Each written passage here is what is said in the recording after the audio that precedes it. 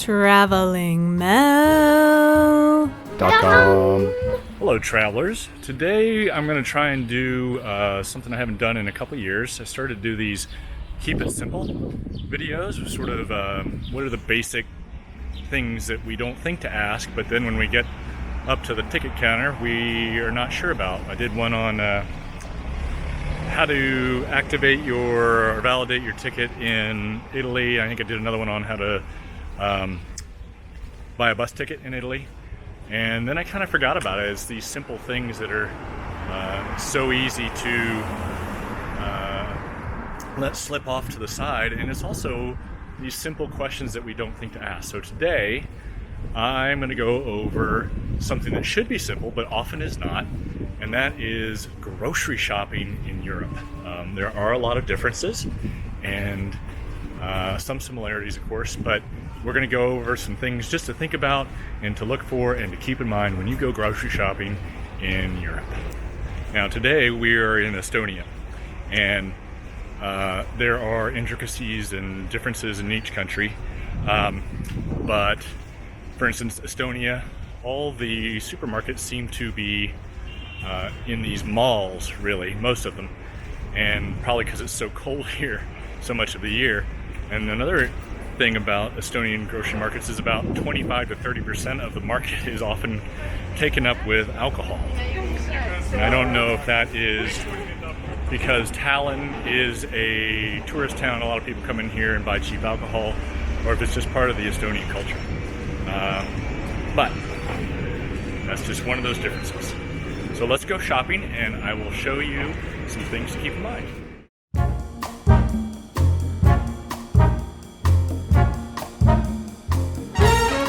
Okay, so the first tricky thing you'll need to navigate is produce. A lot of times you need to weigh your produce and get a sticker, and you have to look for the little number on the sign for that. Sometimes you have to do that with your bread as well, and sometimes you won't. And sometimes you have to do one, but not the other. So just be aware that you may need to weigh your fruit before you check in.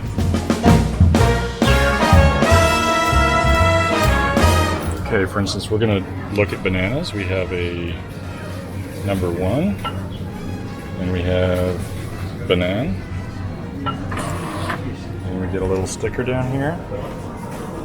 We put that on our bananas, and we're good to go. Now another thing to keep in mind is if it's pre-packaged, you probably don't need to weigh it. For instance, these Brussels sprouts are pre-packaged and they are already priced. Same with these tomatoes and peppers. But up here we have free peppers, or unpackaged peppers that you would need to weigh, and those are number, it's like 125.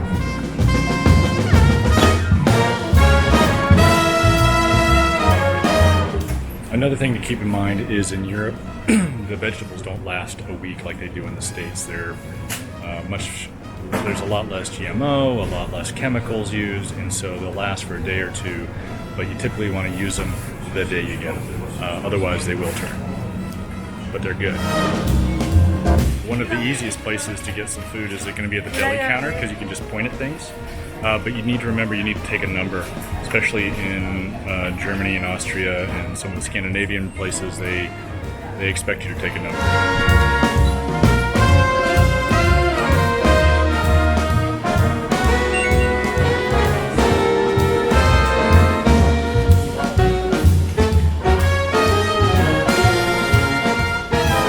One of your biggest friends in the grocery store is going to be Google Translate. I highly suggest getting that app and also downloading the language you're going to be in so that it doesn't have to go out to the cell network to be used. It's got this great thing where you can either type it in, or the name of the thing or the translation that you want to get, or you can use this photo side and it'll do this automatic translation, which is pretty cool. Okay, so here's how this works. I'm going to click Translate. It opens up. I've got Estonian to English going. Hit this little camera icon down here. I don't know if you can see that. Alright, hopefully it'll work. And it says align text. Now I'm looking at butter because I want to find, see that? Alright, and it automagically, sometimes,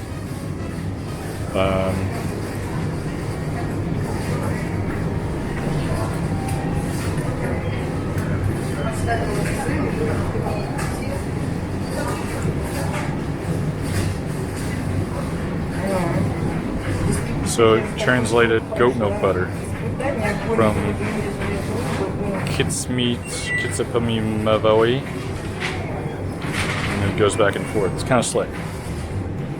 It doesn't always work, and it doesn't always work well, but it can save you time at the grocery store.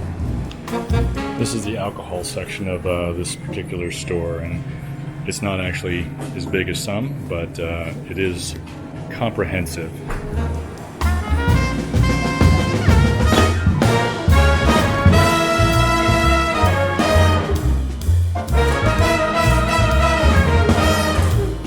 Okay, one last thing, well, a couple last things. One is always bring your bag to the market. If you don't, they will not give you a free one. Why would they give you what is essentially free litter? You can buy a little cheap plastic bags while you're there, or you can buy a good one and just keep taking it back. It's a great policy. It cuts way down on dispose of plastic, single-use plastics, and it's good. We should be doing that in the States as well, in my own opinion. In any case, we have finished our shopping. I used to touch my Apple Pay touch credit card. They have touchless here. If you use your credit card, you will probably be expected to sign, which they can get a little annoyed at sometimes if there's a rush or a big crowd. Of course, they take cash, and I just like the Apple Pay or the wireless pay. It's easy, it's simple. There's no signature usually, and there is an amount limit, often of about 50 euros or so. So keep that in mind, but it's just handy. The final thing is you are in a new and strange place if you're traveling for the first time in a place. So give yourself plenty of time. The first time I get to a place, it usually takes me about an hour to do a basic grocery run. Most of that time is figuring out things like which one of these is the salted butter. Where do I find the peanut butter? Where do I find this particular grain that I need, or the trash bags? So give yourself plenty of time, have some patience, and then also try some new things. There's a lot of great foods out there that we may not be used to. It's easy to stick to pasta and potatoes and the simple things that we know we like. And if you have kids, maybe that's your best option. But every once in a while, buy the what is it? I made some Sprat sandwiches the other day. They weren't particularly good, but I tried them and it was fun. And there's some other foods you can find, and just give it a try. You're traveling, you're trying to find new experiences. So I hope this will clarify some of your questions, or the questions you should have about grocery shopping in Europe.